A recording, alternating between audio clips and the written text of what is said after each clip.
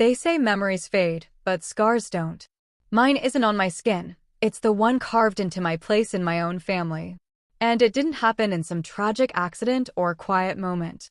No, it happened at my brother's engagement party, in front of everyone who had ever been told I was bad luck. The hall smelled of flowers and oversweet cake. Gold drapes shimmered against the stage lights, while music swirled through the air. I stood near the back, navy blue dress, long sleeves safe, invisible.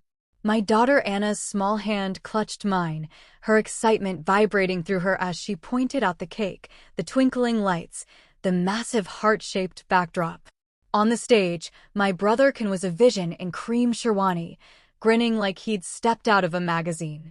Beside him stood Isla, flawless, poised, with eyes that could slice glass. She scanned the room like royalty.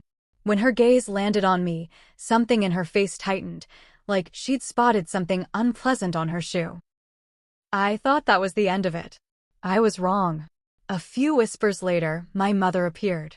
She moved through the crowd with sharp heels clicking against marble, not a smile in sight. She leaned in close, her voice low but deliberate. "Stay away from the stage, Zoya. Isla doesn't want any bad luck near her today." The word hit me cold. Bad luck. As if I'd chosen to be the family's walking omen. She didn't stop there. "You've always had unfortunate timing. Let's not ruin this for them." I swallowed hard, forcing my face into something neutral. Around us, people kept laughing, drinking, toasting, pretending not to hear. I felt my world shrink. Even Ken looked at me, just for a second, and then away, guilt flickering before he buried it.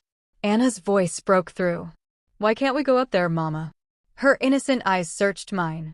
"Because," I whispered, "some people don't understand what's special." She frowned, glanced at Isla, then back at me. I could see the spark in her. She wouldn't forget this. But I wasn't going to forget either. My so-called curse had been whispered about for years. Ever since my father's accident, when I was 8. A rainy night, headlights blinding, the car spinning. Afterward, I heard an aunt say, "He spoiled her too much." Maybe it was fate. My mother never corrected her. From then on, I was the shadow in every room, polite, tolerated, but never wanted. Meanwhile, Ken was the hope that survived the wreckage. I'd accepted it for years. But something about hearing bad luck in front of my daughter cracked me open. This wasn't just about me anymore. So when it was time for speeches, I slipped to the side, phone in hand. In a few quick taps, the family group chat lit up with a photo I'd kept for years, one Isla wouldn't want the world to see. She'd been engaged before, secretly, to a man who ended up in prison.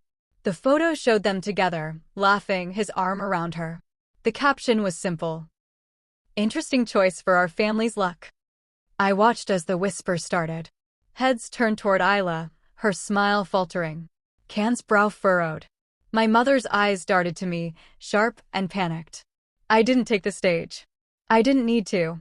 I just stood there, holding Anna's hand, the same way Isla had tried to hold on to her perfect image. The thing about bad luck? Sometimes it's just the truth people don't want to face. And that night, I made sure they couldn't look away.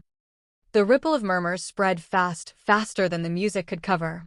A few guests laughed nervously, others pulled out their phones, already scrolling through the image I'd sent.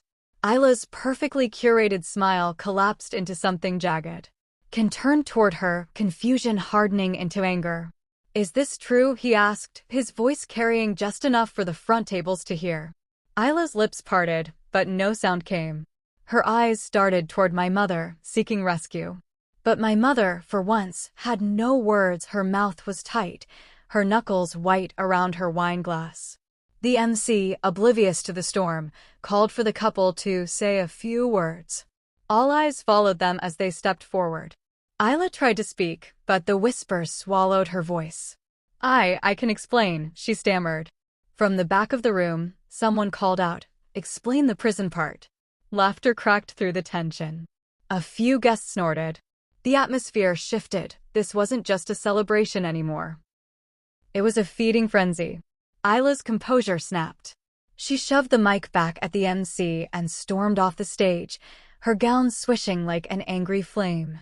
Ken hesitated, torn between chasing her and saving face. He chose wrong. He followed her, leaving the stage awkwardly empty.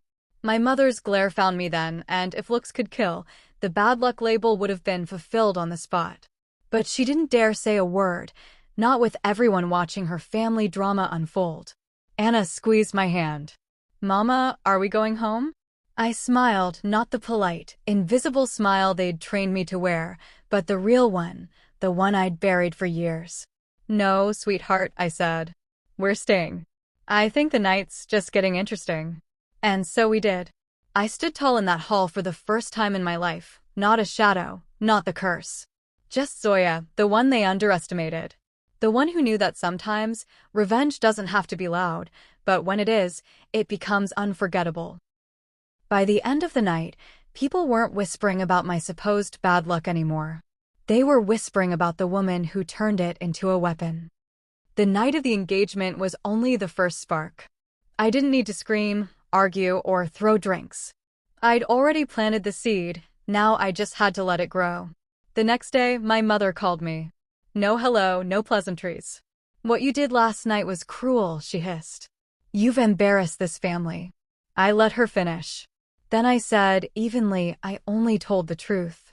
If the truth embarrasses you, that's not my problem." And I hung up. Within a week, I noticed changes.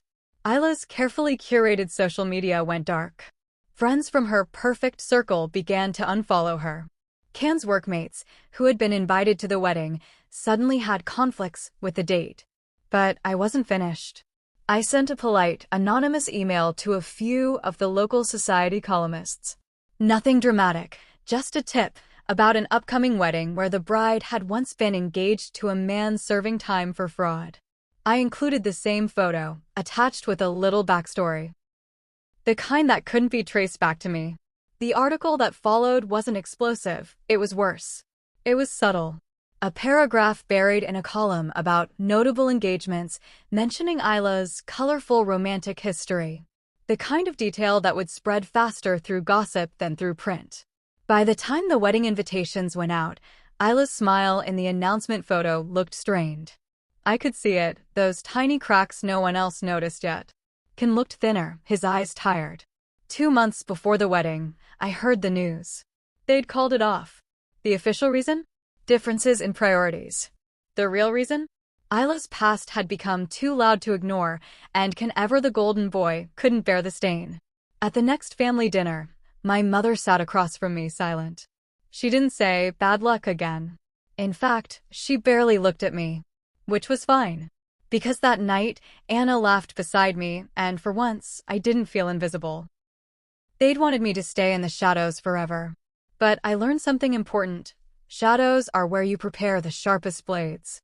And when you finally step into the light, you don't just defend yourself. You change the story entirely. The wedding was called off, but Isla wasn't done trying to claw her way back. 3 months later, I heard she'd joined a local charity committee, one of those highly publicized boards where socialites parade their generosity in front of cameras. She was determined to rebuild her image. That's when I decided my work wasn't finished. I didn't go after her directly this time. Instead, I went after the one thing people like Isla value most, reputation by association. I found out the charity's treasurer had a skeleton or two in his closet. Small things at first, murmurs about mismanaged funds, whispers of creative accounting. All it took was one quiet conversation with the right gossip columnist, framed as concern for the charity's integrity, to get people asking questions. The fallout was quick. The treasurer resigned, citing personal reasons, but the press didn't let go. Every article mentioned the board members by name, including Isla. That was the beauty of it. She didn't need to be guilty, she just needed to be linked. Suddenly, her name wasn't associated with glamour or elegance, it was in the same sentences as embezzlement and investigation. Her invitations to events dried up. Photographers stopped asking for her photo. People who had once clung to her presence now crossed the room to avoid being seen with her. And my mother? She stayed quiet. She never said she knew it was me, but the way her eyes lingered, half accusing, half fearful, told me she suspected. One night, months later, I stood on my balcony with Anna, watching the city lights flicker. She leaned against me and said, "Mama, remember that lady who called you bad luck?" I smiled. "Yes, sweetheart. Do you think she still thinks that?" I looked out at the dark skyline. Maybe. But now I think she's learned something. Bad luck isn't something you have. It's something you can give back. And just like that, the scar they'd branded me with for years stopped hurting. It had become my signature.